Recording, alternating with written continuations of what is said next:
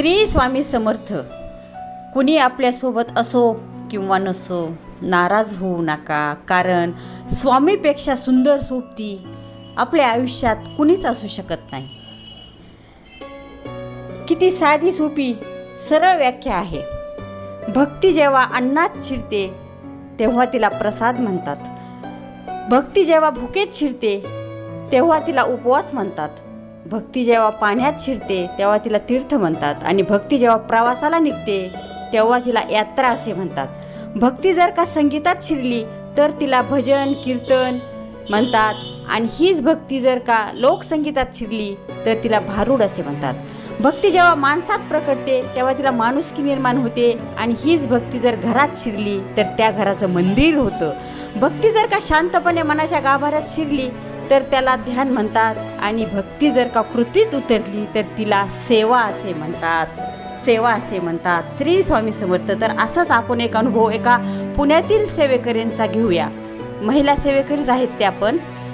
तर त्यांना अशी एक प्रचिती आली की त्यांनी दत्त जयंतीच्या वेळेला जे गुरुचरित्राचं पारायण असतं, सप्ताह असतो, त्या सप्त्यामध्ये त्यांनी गुरुचरित्राच्या पारायणला त्या स्वतः बसल्या. आणि त्यांनी एवढे मनोभावे त्यांची गुरुचरित्राचं पूजन म्हणा, वाचन म्हणा, नैवेद्य आरती सगळं असं मंगलमय प्रसन्न अंतकरणाने त्यांनी सर्व काही केले.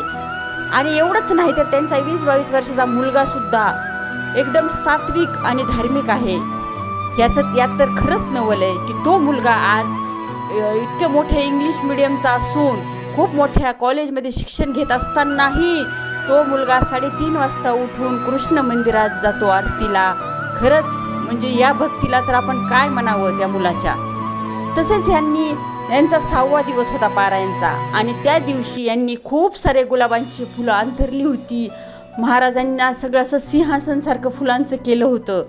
आणि ह्यांनी वाचन झालं, नैवेद्य वगैरे दाखवल्यानंतर या परत तिथे आल्या तर त्यांना एका गुलाबाच्या फुलाच्या पाकळीवर खूप छान असे स्वामींची पाय उमटलेली दिसली. अक्षरशः स्पष्ट त्या फुलावर जे स्वामींचे पाय उमटलेत ते अगदी प्रत्यक्ष दिसतात. आणि आपल्या लक्षातही येतं.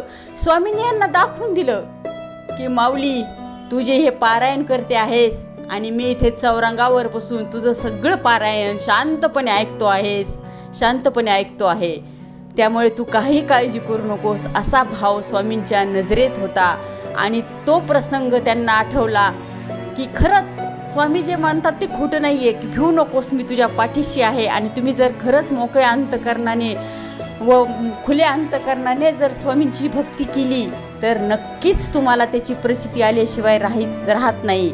नक्कीच त्याची प्रचिती आल्याशिवाय राहत नाही. म्हणूनच स्वामी सांगतात, भिवू नकोस बाळ, मी तुझ्या पाठीशी आहे, सदैव पाठीशी आहे. आणि खरंच स्वामी आपल्या पाठीशी आहेत. याचे सर्वांनीही आचरण केले पाहिजे. स्वामी सेवा केली पाहिजे. श्री स्वामी समर्थ. श्री स्वामी समर्थ. श्री स्वामी समर्थ. भिवू नकोस, मी तुझ्या पाठीशी आहे.